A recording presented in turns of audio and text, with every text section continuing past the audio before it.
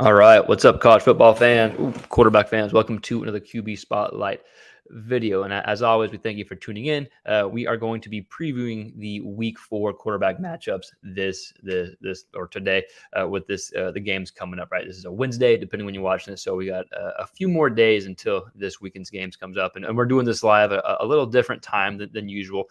We're kind of hitting it Wednesday during the day, just because that's kind of how the schedule aligned for us, right? And you can probably tell, if you watch this channel often, we're in a different setting. We're out of town right now, so we're trying to make it work. So we apologize for any conveniences, but hopefully we can still have a good show and get the point across. This is your first time tuning in. QB Spotlight is just a big quarterback hub. We talk all things quarterbacks, specifically the college quarterback position. We'll have these previews, these live previews. We have live recaps. We also have more specific breakdowns that you can kind of find on our channel as well. Also, we have a podcast. We have current and former quarterbacks that come on and talk shop. Again, this is your first time tuning in. Thank you. I'm Stephen Hamner, your host, a former failed college quarterback who was not very good. It was so good they moved me to safety in college. So now I just kind of talk about the position. So with that said, we got a lot of really good games to get into, and we're going to hit on every game at least a little bit, or at least we're going to hit on every quarterback matchup or every kind of high level quarterback we want to talk about, and kind of talk about the defenses that are going up against. So we're going to dive into it. We're going to dive into some of the defenses. We don't have all the time to kind of spend on every game, right? I think we had 6 matchups between 2 teams that are in the top 25. That's something like the most since 2008 or 9 or 6 or something like that. It's been a long time. So we're going to hit on every game. Some games more than usual, or some games we'll spend more time talking about than others, but we'll at least hit on every game. So with that said, let's go ahead and dive into Shedeur Sanders, Bo Nix, Colorado, Oregon, who's going to come on top, and we'll kind of talk about the keys for each quarterback and kind of talk about how the game relates to just the quarterback position. If this is your first time tuning in, thanks. Like, subscribe, all that stuff really does help. If you have any comments or you want to go over any quarterbacks in the show, let us know in the chat below. Let us know any quarterback topics you want to go over. So let's talk Shedeur Sanders. Actually, no, let's talk Bo Nix first. Everyone's talking Shedeur Sanders, us included. We put out Shedeur videos probably weekly talking about we recap his game, we preview the game. So let's talk Bo Nix. We haven't talked about Bo Nix in a while. Probably like most of the country, it feels like, right? Like Bo Nix is a quarterback. Bust on the scene last year, was probably the second or third best quarterback in the Pac-12, depending on your thoughts, if it was him or Penix last year. And he hasn't been a quarterback you really heard talked about at all this year, right? It's obviously been Shedeur Sanders, it's been Michael Penix, then of course Caleb Williams. Those kind of been the main Pac-12 quarterbacks. But Bo Nix is still one of the best quarterbacks in the Pac-12, right? And I think if you're Nix, then you're definitely under the mindset and impression that this is my time, this is my game to kind of show that and remind people that. I think keys for Nix though is honestly just play your game. Like you've got the line, you've got the scheme. It's your second year there. You've been there for a while. If you just play your game, you're probably gonna be in a good position. They can run on the defense. They can pass on the defense. They should have their way with Colorado's defense, with Nix leading the way, right? So if you're Nix, it's really not overly complicated. And for my thoughts is you just play your offense, just play your game, probably get the run game going some, utilize his legs a little bit. You're probably going to be able to do that against Colorado's defense. And the one thing you just want to avoid the turnovers. You don't want to give Shedeur Sanders any more opportunities than he has to have, right? So again, Bo Nix, you play your game, you're probably going to be in a good position moving forward. But yeah, definitely a quarterback not a lot of people are talking about, but still one of the best. And maybe it's because they haven't played many big opponents yet, right? I know they Portland State, Hawaii, and then Texas Tech, and that game against Tech was uber close. That game could have gone Tech's way very, very easily, right? So this is a big test. This is a big test. But if you're Nix, you play within the offense. All right, Shedeur Sanders. And we put out a video on Shedeur Sanders and his kind of the keys for him going up against Oregon. If you want to go and check that out in a bit more detail, it's probably just 10 straight minutes on Shedeur. There's a few takeaways, a few things that come to mind when I'm talking or I'm thinking about Shedeur Sanders versus Oregon. I think for them to win, I think Colorado is going to need Shedeur to have a game, like a combination of the game against TCU and against Nebraska. Against TCU, the ball was getting out quick. They were eliminating the pass rush or as best as possible. The ball was out quick, especially that first few drives. Ball's out quick. Then they took some deep shots. Against Nebraska, you saw Sanders have to beat them in a different way. He had to utilize his legs a bit more, not necessarily running, but buying time in the pocket, moving outside the pocket, throwing some throws outside the pocket as opposed to staying in the pocket. So I think to beat Oregon, there's going to be a combination of his past few performances, maybe even a combination of the Brady performance, the Brady drive against Colorado State, right? ball out quick like TCU. You're going to have to use your legs. Oregon's going to want to get pressure and probably going to be able to get pressure against Shedeur just based off the past few games. Shedeur is one of the most pressured quarterbacks in all of college football. I think number 4, actually, if I'm not mistaken. Yeah, he's the 4th quarterback in college football as far as drop backs versus the pressure. But he's had some success against pressure. So he's going to have to continue to have success against pressure. He's 21 of 35 for 340, 3 touchdowns, 1 interception. He's pushing the ball downfield pretty well, too, 9.7 yards per attempt against pressure. And when you don't get pressure to him, he lights you up. He's 86 and 102 for 910 and 7 TDs, right? So if there's no pressure getting to him, he's going to light you up. If pressure gets to him, he's still able to have success. But if you're Oregon, you're hoping you get pressure and pressure. You're hoping those pressures lead to interceptions, right? So Oregon has to get pressure on Shedeur. They're probably going to. So if you're Shedeur, you got to try to find ways to avoid pressure. I think getting the ball out quick, using your legs, and then knowing you're going to have pressure in your face and just succeeding against pressure, right? What you've done the past few games, succeeding against pressure. Thank you, Ian, in the chat. I always enjoy the videos. Keep up the good work. I appreciate that, Ian. Very kind of you. But yeah, so those are the matchups of Shedeur and Bo Nix, right? Just to kind of recap, just kind of give an overall takeaway. Bo Nix, quarterback not a lot of people are really talking about, even though he blew up last year, right? Once he transferred from Auburn. So Bo Nix, you come in, you play your game. If you're Shedeur, I think you're going to have to combine the ways you played the past few games into this game and just get the ball out quick, try to avoid the sacks if you can. And also you have to play well against pressure, which he's done the past few games. Again, if you're interested in watching the deeper breakdown of Shedeur versus Oregon, we put that out, a few days ago, maybe Monday, Tuesday night. And so that's on the channel if you want to go check that out. Again, if this is your first time tuning in, thanks for tuning into the QB Spotlight show. We're at a different place. Usually we're at home, but we're away for a few weeks, so we're making this work. Okay.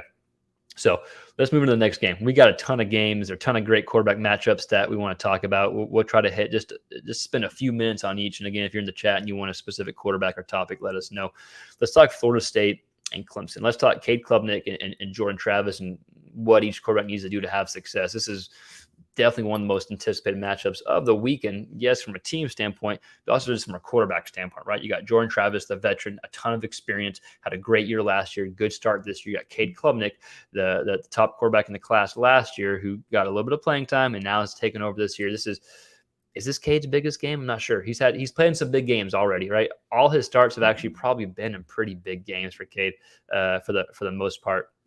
But with that said, let's talk about each quarterback and what each quarterback needs to do. If you're Jordan Travis and you're coming out, you're the favorite by 2.5, depending on where the line is now. But you have the advantage as far as the wide receivers to throw to. I think you can take advantage of that, like you did against LSU. It was close in the first half, and then Florida State's receivers just were able to kind of dominate the game. So if you're Jordan Travis, I think you take advantage of your receivers. I think you can push the ball downfield a bit more. They only have 4 completions that are past 20 yards, but he's been really good in those medium range throws, those like 10 to 19 yard range throws. He's been really, really good with his receivers. But I think you can take a few more shots deep. I think you can push the ball a little bit more while still, having somewhat a conservative approach. You want to take care of the ball, but I think you can push the ball downfield a bit more, or at least try. And this is going to be the best defense they face, right? So they obviously know that. Travis has played Clemson the past few years, so he has experience with that. But if you're Travis, you take shots, or you give your guys a chance, right? You have the advantage with the receivers. You take some shots deep, and it's the best defense you're going to face. No big deal. You play your game. You try to avoid any hits too, right? All right, Cade Klubnik, Clemson. So he looked a lot better as of late, right? I know the Duke game was a whole fiasco, and then you had Charleston Southern where you had the pick six, start off slow, and then they were able to run it up, and then they played who was it? Not UAB, FAU last week, right? And they were able to win handily. I don't even think Klubnik had to finish the game, right? I think they had the backups in at the end, and he played well. They didn't need to put up a bunch of yards throwing to win that game. I think he only had like $160 or so in the air against FAU. Thank you, Jason. I see the comment. Yeah, we're definitely going to talk KJ. We got KJ coming up. But yeah, we got but with Klubnik, and I think you still have to get him comfortable in big games like this, right? He has a ton of ability. He's played in some big games. He has some experience, but you got to get him comfortable in these games. So I think some play action. Hopefully you get the run game going against Florida State, but Florida State's got a pretty good defense. But I think even if the run game isn't going early, I think the play action can still be utilized because the threat is still there on first, second down, especially early in the game. If you can get some play action passes going, get some easy throws, and get Klubnik kind of eased into the game, then maybe he's a bit more kind of free to be himself and play who he is, right? So if I'm Clemson, if I'm calling plays for Klubnik, which why would I? I'm some random guy on YouTube, right? But if I'm calling plays for Klubnik, I'm trying to get play action early. I'm trying to get comfortable throws. I'm trying to ease him into the game. Then after that, I think you're going to have to take some vertical shots, right? Kind of like what we talked about Travis taking some vertical shots. I think you're going to have to take some vertical shots and trust your receivers, have a receiver step up and really be the guy for Clemson, right? So you're going to have to take some vertical shots. It hasn't happened often yet, but I think FSU is going to give you those underneath throws. They're going to give you those 3-4 yard type throws, right? And they'll let you move the ball a little bit, but it's kind of that bend, don't break type mentality. You can move the ball a little bit, but you ain't getting big plays on it. So I think to win, I think ultimately get Klubnik comfortable, use the play action to kind of help him get comfortable, and then take some vertical shots deep. Kind of similar to each, except Travis has those receivers he can really use, get that advantage of, right? All right, let's go ahead and talk KJ Jefferson just because we got an Arkansas and LSU. That was the game on the list we were going to talk about. We obviously have some bigger games than that, but let's talk both those quarterbacks right now since Jason in the chat has requested that. And we actually put out a video on KJ. What was it this morning? Last night, I think actually last night we put out a video on KJ and what we feel like he has to do against LSU's defense. I think it comes back down to just a few words. I've had to wrap it up in general is let KJ be KJ. Sometimes offensive systems are trying to fit a quarterback. What's the saying? A round peg into like a square peg or something like that, right? You know what I'm talking about. But sometimes you're trying to force a system on a quarterback, which, if it's going to develop the quarterback is fine.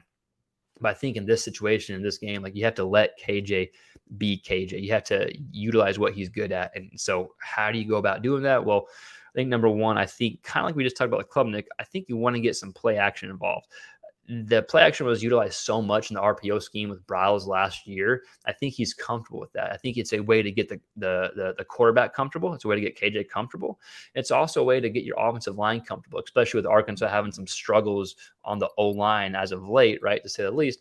I think it's a way to get your offensive line comfortable. It's ease them into the game. They only had 6 play action passes off the play action last week versus BYU. He was 4-6, no big deal. That was great. But when you have an offense that relies on the run like Dan Enos does, and you're kind of pounding that, I think it probably behooves you, right? That's a word, I believe. But I think it behooves you to utilize the play action a bit more. It's quarterback friendly. It's offensive line friendly.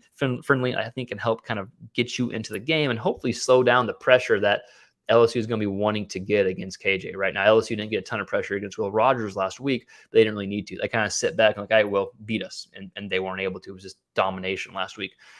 And KJ, I don't know if they're going to do that with KJ or not. I think best case scenario for LSU is if they can bring 4, they can get pressure with 4 by dropping 7 back. They're probably going to, and they're probably going to be able to get some pressure with 4. KJ was 0 of 5 versus the pressure last week against BYU, and his interception came against pressure. So I think KJ is going to have to expect some pressure, be better against pressure, but hopefully the play action can slow down that pressure. It can get the offensive line playing a bit better, and also some more downfield throws.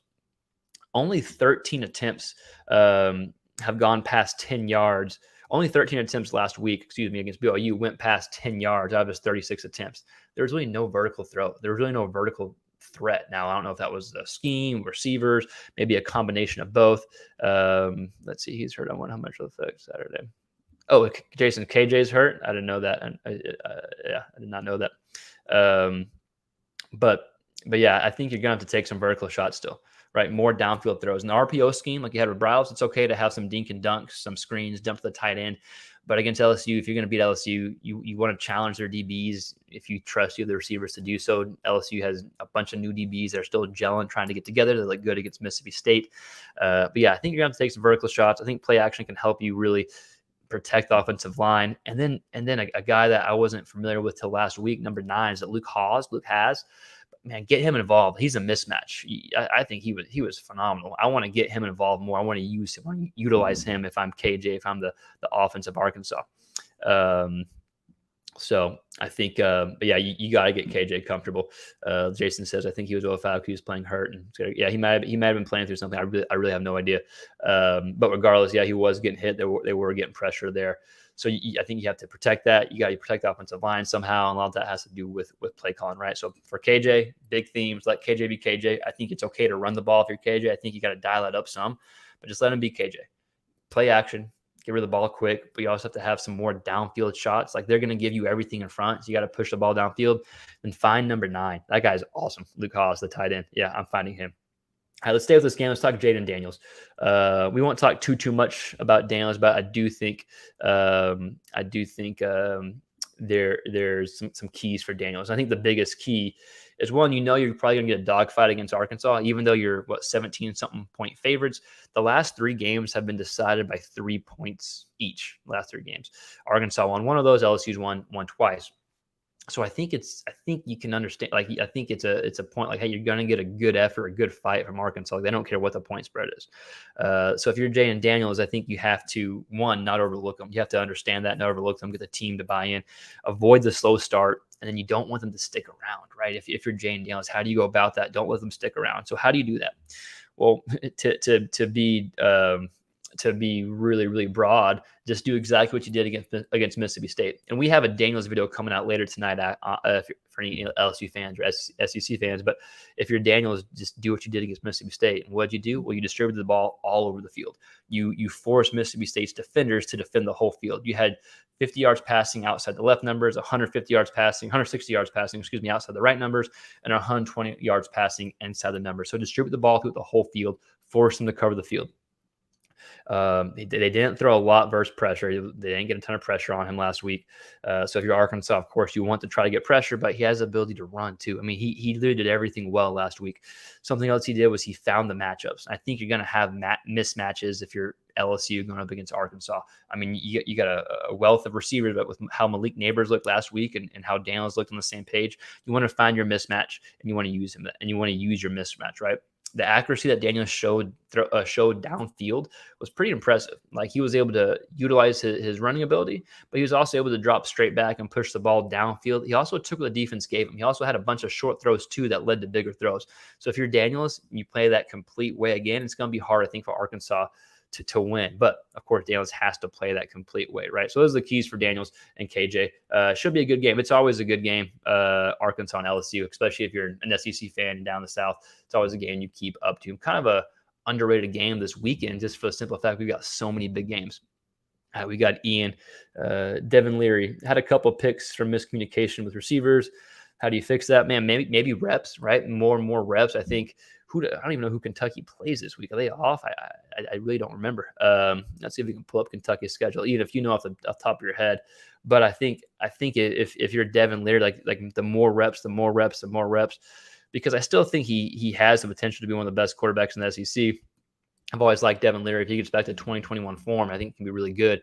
But you do want to get all these fixed before SEC play rolls around, right? Tennessee's definitely beatable. You saw that, but Florida maybe is more improved. Vandy, they got Vandy this week. Okay, thank you, Ian. Yeah. So yeah, Vandy's coming off a loss to UNLV. So traditionally, hopefully, or historically, you hope you can go against Vandy and kind of run the rock against them, pound down.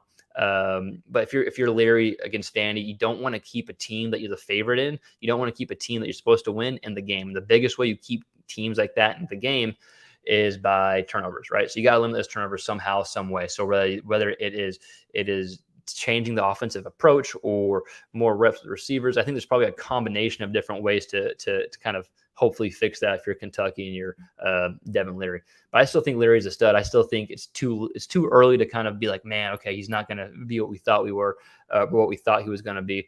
But yeah, you definitely need to fix those issues. You don't want a team like Vandy, upsetting you. And Vandy, I mean, they lost UNLV, but I still think they're improved. So you have to take them seriously as well, right? So yeah, Devin Leary, I think the biggest thing is, man, you just need that repetition. And another thing about picks, last thing I'll say on this before I move on to the next game, is sometimes it's hard to tell whose fault it is. Like, a lot of times as quarterbacks, like, we don't know, or as people watching the game, like, we don't know what the coach told the quarterback to read here, or where he was supposed to go to the ball, or if the receiver had an option route and he ran the wrong route. He was supposed to run a hook, but he ran it out instead, right? So I think at the same time, maybe some's on Leary, maybe some's on the play calling, maybe some's on receivers. We don't know. But also just having that kind of mindset when you're watching is like, okay, I think it was this guy's fault, but we really don't know for sure what led to this interception. But regardless, you got to get it fixed, right? All right, so let's move on touching these games. Thanks, great questions for KJ, great questions for Devin Leary. Some really good stuff overall. Any other quarterbacks y'all want, let us know in the comments below, and we'll get to it. I'll just keep moving along with the script, but we'll go off, of course, and talk about any other quarterback topic that y'all want to. Okay, Notre Dame, Ohio State. I'm really looking forward to this game. A few different reasons why. Well, actually, just one reason for each. The quarterback, right? We're a quarterback show. So we just talk quarterbacks, but Kyle McCord, Sam Hartman. You got two quarterbacks like on the opposite end of the spectrum as far as like experience in games played. Hartman's been in college forever. He's played in a ton of big games, so maybe that gives him the advantage. Whereas Kyle McCord, maybe his fourth game starting, right? This is game number 4, but he started one game a year or two ago as a backup. But he's got the advantage as far as the weapons goes. But this should be a really, really good game with two quarterbacks that have totally two different, experience levels coming in. Let's talk Sam Hartman first, because I think this is going to be the best defense they faced. But Sam Hartman did face, they faced NC State 2 weeks ago, I believe, and they were able to pull away against them. But besides NC State, they had Navy, they had FCS, and I forget what other team they played, but kind of a lower end team. So this will by far be the best defense they face. And when they faced NC State, so back up real quick, Hartman wasn't sacked at all in any game except NC State. They played 4 games so far, and he was sacked 4 times. So you can kind of expect that Notre Dame is looking at those tapes, not Notre Dame, Ohio State's looking at those tapes and thinking we can get pressure against Sam Hartman. He hasn't had to face very much pressure as of late, and they've really hit on the explosive plays. 8 of his 13 touchdowns have been on passes 20 yards or more. So if you're Notre Dame, that's great. We've hit some explosive plays, but can you do that against Ohio State? Can you hit explosive plays? Can you rely on explosive plays to kind of get you down there? Maybe not. Really not sure.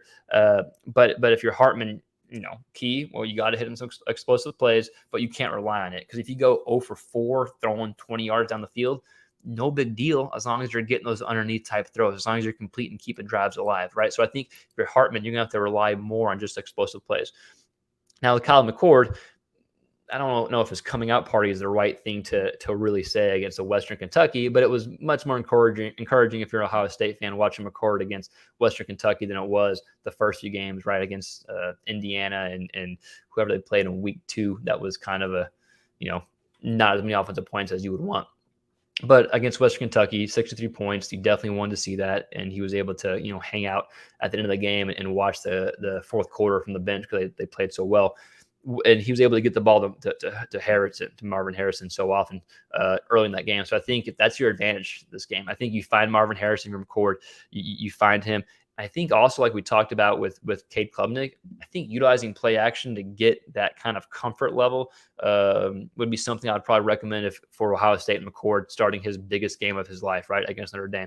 Get him comfortable, get some easy throws going. But yeah, I would definitely want to utilize some play action, even if the run game isn't going, even if the run game isn't hitting on all cylinders at the beginning of the game, just to kind of ease some throws in. Also, I was looking at some games and kind of, I don't know, not necessarily rewatching, but looking at the highlights. I think it's possible that Ohio State's offense is kind of keeping things pretty plain the first few games. They haven't really tried to show anything for the simple fact that they have Notre Dame coming up. So that's something to be aware of, as well as maybe that's why they struggled at first, right? Maybe not, but it's something to think about. Definitely a huge one. Sam Hartman, Kyle McCord, that's going to be a really good game. Let me know if you'll have any other quarterbacks I want to touch on. I'll keep going. Any other topics or anything. And again, if this is your first time tuning in, thank you. If you're re-watching this after the live, thank you. Please like, subscribe, all that YouTube stuff. If you're listening from podcast, thank you as well. It really does help. Let me get a quick swig here. All right, so let's keep going.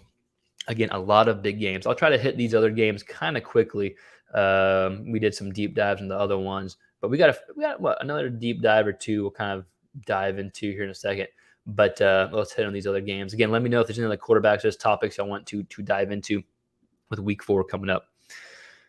All right, so where do we want to go to next? Let's go Bama Ole Miss, right? With all the Bama quarterback talk going on, and we're not going to get into all those conspiracy theories that you've seen online as far as why Milroe didn't play or what the method was, whatever. Regardless, I think Miller is definitely they give Alabama the best chance, or he gives Alabama the best chance to win. And every time he's played, they've either won or the team has been in contention to win. They've been in the game, right? The offense has been able to move the ball somehow, some way, even if it's non-traditional, even if it's a broken play, even if it's him taking off with his legs or hitting a deep, big ball with his arm, right? They've been able to find a way to at least be a threat. And that wasn't the case last week against USF. So I think the fact that Miller he has that advantage with his legs, but he also has that big threat ability. Like one thing he hasn't struggled on is the deep plays, right? You just have to scheme it open, right? Yeah, so I expect Miller to actually be pretty good against Ole Miss. I expect him to come back. It's just finding some consistency, but that's not always on him. I think from a play calling standpoint, you got to get comfortable with what the quarterback is good at if you're Tommy Rees. But yeah, I expect him to move the ball. Jackson Dart, Ole Miss. He's had some quality opponents so far, right? They beat Tulane 2 weeks ago. They beat Georgia Tech last week, and those may not be any crazy, huge, defensive, strong-minded teams, but they're still really good Division I teams that are, I shouldn't say really good. They're still Division I teams that have quality. Tulane's a good team. Georgia Tech is getting better. And so I think Dart's had good experience against those two teams, which are definitely going to, should help against Bama. All the Lane Kiffin stuff before the game. I mean, there's a lot of people that are much more knowledgeable than me and have a lot more intel as far as what's going on with Kiffin, Saban, all that stuff, if you want to dive into that. But we just stick to the quarterbacks here. But yeah, excited to see Jackson Dart. He's probably going to have to use his legs a little bit, use his legs a lot against Georgia Tech. Bama's defense is going to be prepared for that. But I think using your legs is probably to win the game, to beat Alabama, to score their defense. I think Dart's going to have to use his legs. And from Milroe, yeah, I just think the consistency thing, but that's a big picture thing. We're looking forward to this game. Let's move along. Iowa, Penn State. Let's hit on this real quick. Not much of a quarterback attractive matchup, right? You got Cade McNamara with Iowa. That's always, so far this season, it's always been kind of entertaining, seeing how many points Iowa's going to score. And then we got Drew Aller with Penn State. And he had his first real test last week. I don't say real test because West Virginia is a good defense. I guess he had his first kind of growing pain game. That's probably a bit better way to say it, against Illinois last week. I think his completion percentage was under 50, or like right at 50, or right over 50. So the Illinois defense did a good job, just one, taking away big plays, and then two, like taking away just the easy plays as well. Aller had a hard time finding those plays, and they only scored 30-something points. No, how many points did they score? Yeah. 30-something points against Illinois, and Illinois had 5 turnovers. So, and to only get 30 points, that tells you, to only get 30 points off 5 turnovers tells you that the offense wasn't necessarily clicking, right? So I expect Iowa's defense to probably be at least as good as Illinois, if not better. So I think if you're Drew Aller, that's probably the big takeaway, the big quarterback takeaway is, can you improve on Illinois? Can you capitalize off any turnovers that Iowa has? And then you just don't give them the ball. Just don't turn over the ball. You should be in a good position. But I'm excited to see how Drew Aller plays against Iowa, and if it's kind of like a bounce back type game, if you will. All right, let's keep on going. We got Baylor and Texas. Just a good game to watch, right? Quinn Ewers, great game against Bama. They kind of, whatever against Wyoming, they're kind of playing with them. And then we got Baylor coming up. Always a big game for Baylor if you're down in the Texas area like we are. Always a huge game for Baylor. There's quarterback questions at Baylor, right? I think Blake Shapen is still injured, if I believe. I'm not sure when he's coming back. So you got Sawyer Robertson, who played the majority of the game last year, last week, and then RJ Martinez as well. So we'll see who plays there. Underrated game here: Washington State, Oregon State. They're 2 top 25 rated teams playing each other. The 2 teams that are left out of for now, the Power 5 conferences, the big Power 4 conferences. The 2 teams that are stuck at Washington, or that are stuck in the Pac-12, or left behind, but both have good quarterbacks, right? Especially Washington State with Cam Ward. Again, he's a quarterback like Bo Nix, who'd be getting talked about a lot more if Shedeur Sanders hasn't, had the season that he's had so far. If Michael Penix hasn't had the season that he's had so far. If Caleb Williams wasn't the returning Heisman winning trophy winner. But Cam Ward's a stud. I would tune to this game just to get some good quarterback action. I think Cam Ward's a stud. One of the most underrated quarterbacks that probably deserves to get a lot more recognition than what he's getting. He's had several big games already. Then DJU for Oregon State. He's looked better so far. This is going to be their biggest game, their biggest test right now. So Should be a good game between both of them. Yeah, two guys that aren't really getting talked about that played pretty well, especially Cam Ward. That Pac-12 quarterback kind of room, if you will, is probably not probably, but it is the best quarterback conference right now. The Pac-12 quarterbacks. Now let's move on. Let's see. Oh, Hurricane Jason says Miami, Tyler Van Dyke, and Temple, EJ Warner. Yeah. Kurt Warner's son, EJ Warner. Yeah, he's a stud too, man. One of the just like I talked about with thanks for the topic, Jason. But one of the most, just like I talked about Cam Ward being an underrated quarterback, EJ Warner is for sure. Had a good season last year. Who does Temple play? I'm sorry, I'm not familiar with the Temple matchup this week. But he's had a good start to the season so far, I believe. Who they almost beat or upset? I'm not sure if they're. I can't see them right now, pulling them up. But yeah, EJ Warner, definitely one of the more underrated quarterbacks in the nation. And if you haven't watched him play, definitely tune into him, check him out. And then Tyler Van Dyke, man, if you didn't watch that A&M game, definitely go back and rewatch that game. That was just a clinic on how to be a quarterback, right? He was like 17 and 24 for 5 tutties. That game, he really showed the ability to distribute the ball all over the field. That forced A&M to have to try to cover. And then he hit those deep shots. I don't even think it was a ton of deep shots. I think it was only 2 balls past 20 yards thrown in the air, but he completed on both of them. They were both touchdowns. So yeah, that was a really impressive game by Tyler Van Dyke. I'm really excited to see Van Dyke as they play, more and more of the tougher ACC opponents.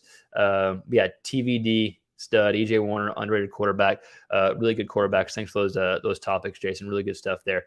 Let's keep going down the list to see any other quarterbacks that we want to hit. Let's talk A&M and Auburn.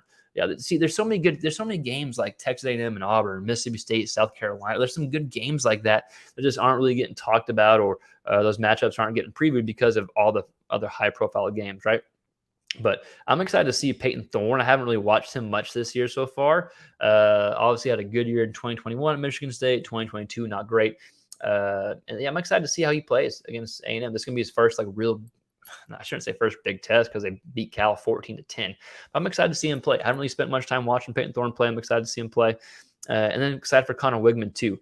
He's shown flashes this year of being really, really good. He's been really good against New Mexico and the other lower D1 school they played at. It slips my mind. Oh, UL Monroe. He's been really good against them.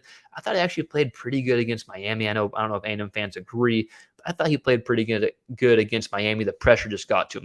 That's the biggest thing. What I want to talk about here is the pressure, because that's something he did struggle with against Miami. He was only 9 of 26 with pressure in his face. Now, the fact Miami got 26 pressures on Connor Wigman is concerning. You don't want your quarterback thrown with that much pressure, but they're only able to complete 9 passes. Also wasn't great against the blitz either against Miami, right? But if you're Connor Wigman, if you're A&M, I think my overall takeaway is you have to find ways to slow down pressures and play to your strengths. So how do you slow down pressures? Well, I think you can take some vertical shots. I think for 2 reasons, take vertical shots early. I think you want to challenge Auburn, see if their defense is really about it, if they're really that good, or if they're just good because of the competition they've played so far. So I want to challenge them. I want to see if they're good. And also Auburn's defense, they're going to have success. It's going to be because of pressure. But if you can slow them down through taking some vertical shots, if you're Connor Wigman and you can hit on a few, I think that's huge. Also, I think you want to distribute the ball, right? If you're a Wigman, he's shown the ability to go outside the numbers, in between the numbers. So you want to distribute the ball and force Auburn to defend the whole field. And you got to take what the defense gives you if you're Wigman. That sounds cliche, and it is. But if you're Connor Wigman and playing against Auburn, first SEC game of the year, but you've already played a really good defense in Miami. You already played Miami. You have that under your belt. You've played 2 low-end Power 5 or not Power 5 schools, FBS schools, and you looked really good against them. I thought you looked good against Miami. I know there's some things didn't go their Wigman's way and A&M's way, and it was a true team effort loss.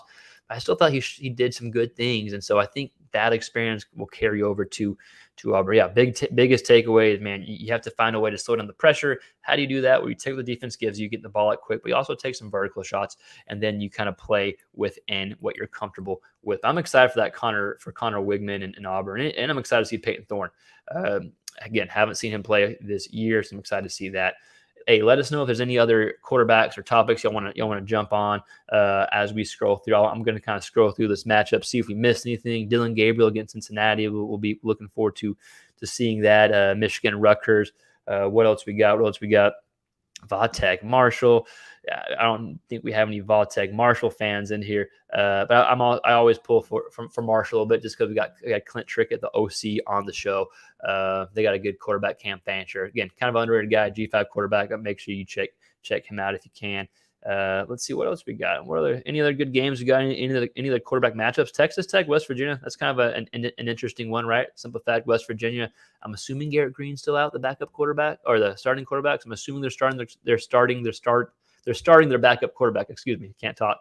And then Texas Tech with Tyler Shuck. BYU Kansas is an interesting one, right? Keaton Slovis. You have like a true kind of pocket passing quarterback against Jalen Daniels from Kansas, a quarterback who can do it all, good athlete, throw, do everything, right? So you have like two different type of quarterbacks, two different type of systems in general. That should be a fun one to watch. Let's see what else we got. Again, let us know if there's anything else that y'all want to touch on. Colorado State, Middle Tennessee. Colorado State, I'm kind of excited or interested to see how their quarterback does. Fowler Nicolosi, I believe, one of our G5 guys to watch this week, just coming off a pretty good game against Colorado, despite throwing 3 picks. He was slinging that thing and going up against Middle Tennessee State. We'll be looking for that. Nevada, Texas State, some G5 love down our area, Texas State. Man, I think that's all the games we covered. I think we hit on the big ones. Washington, California, it's against Cal. It's always fun to see Michael Penix play late at night. If you haven't seen him play yet, I mean, he's just hitting bomb after bomb after bomb. It's unreal.